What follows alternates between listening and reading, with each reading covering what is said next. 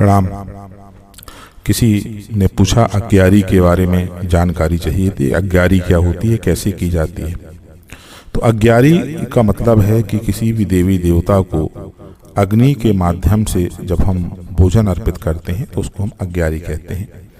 इसको आप लोग होम भी कह सकते हैं। और ये एक देशज परंपरा है। देशज परंपरा का प्रयोग मतलब शास्त्रगत परंपरा नहीं है। अधिकांश इसको देशज यानी कि लोकल लेवल पे, स्थानीय लेवल पे जो है वो इस तरह की परंपरा की गई है और इसका बहुत महत्व है। अधिकतर मैंने देखा है कि कुल देवी और देवता की पूजन में अग्यारी का प्रयोग किया जाता है। या फिर जो स्थानीय देवी देवता होते हैं, बहुत सारे गांवों में, कस्बों में, वहाँ स्थानीय देवता होते हैं, लोकल के देवी देवता का मंदिर होता है।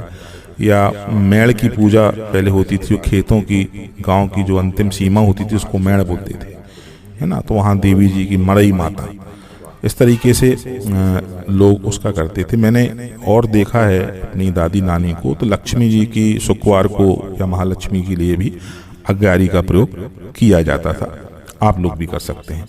तो अग्यारी की कैसे जाती है कि मान लीजिए कि यदि आपके घर में कुल देवी और देवता का मंदिर नहीं है तो आप एक दीपक प्रज्वलित कर लें। अगर अपनी कुल देवी के लिए अग्यारी कर रहे हैं तो मैं बता रहा हूँ, और उस दीपक में ही आप अपनी कुल देवी और देवता का आवाहन कर लें, कुल देवी का, कि हे कुल देवी, इस दीपक की लौ में आप विराजमान हो, है ना। और किसी भी देवी का आवाहन जो है दीपक के लौ में किया जा सकता है, चाहे वो दुर्गा जी हो, चाहे वो लक्ष्मी जी हो।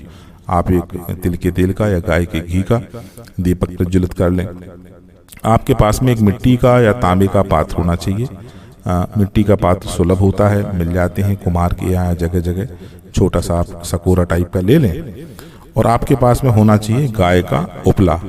गाय के गोबर से जो बनता है उसको उपला बोलते हैं, कंडा बोलते हैं। उसके माध्यम से आपको करना है।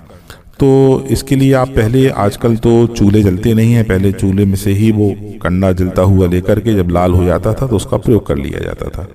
तो अभी अगर आप कपूर के सहारे इसको जलाने का प्रयास करेंगे तो बहुत टाइम लगेगा, बहुत सारा कपूर लग जाएगा और वो होगा नहीं। तो आपको पहले क्या करना चाहिए, इस कंडे को जो है वो अपने गैस के स्टोव के ऊपर रख के उसको जला लें, उसको लाल कर लें। उसके बाद उस मिट्टी के पात्र में आप रख लें।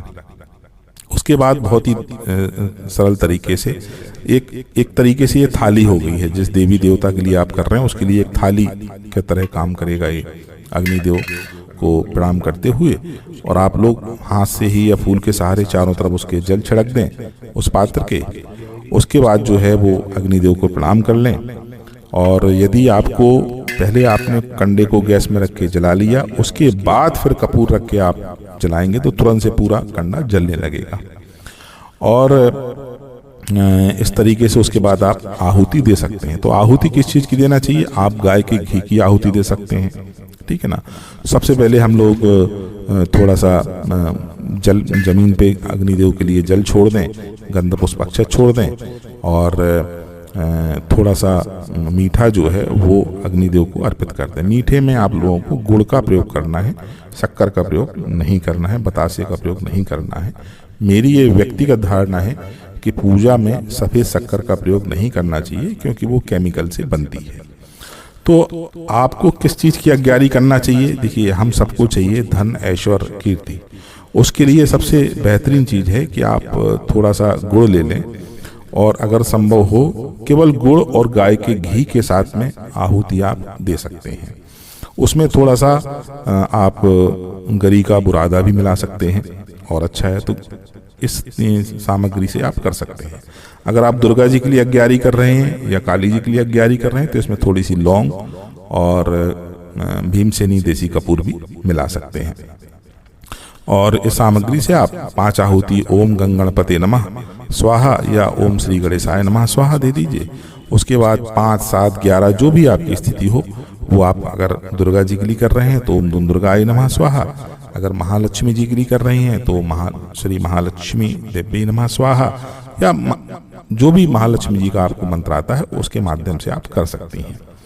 और यदि आप दुर्गा जी की अग्यारी कर रही हैं कभी भी, तो आखिरी में एक अंतिम आहुति जो है वो भैरव जी के नाम से भी आप ओम बम भैरवाय नमः स्वाहा लक्ष्मी जी की कर रही हैं तो ओम विष्णु नमः स्वाहा, विष्णु जी की आहुति एक जरूर दे दें और आप उसको प्रणाम कर लें।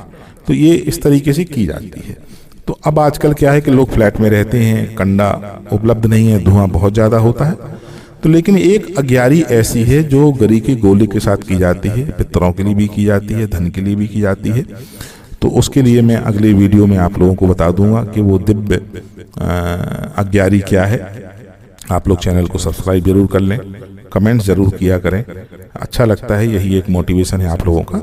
तो वो आपको अगले वीडियो में मैं गरी के गोले के साथ में अग्यारी पितृ के लिए या फिर लक्ष्मी के लिए या देवी के लिए या किसी प्रकार की नकारात्मक ऊर्जा के लिए, बहुत ही आप किसी भी फ्लैट में भी कर सकते हैं, मकान में भी कर सकते हैं और उसमें धुआं कम होगा और आप बहुत अच्छे तरीके से अग्यारी कर पाएंगे। बहुत ही गुप्त अग्यारी है, लेकिन मैं आप सबको आप सबके कल्याण हेतु अगली वीडियो में शेयर करूंगा। आप सबका जीवन शुभ हो।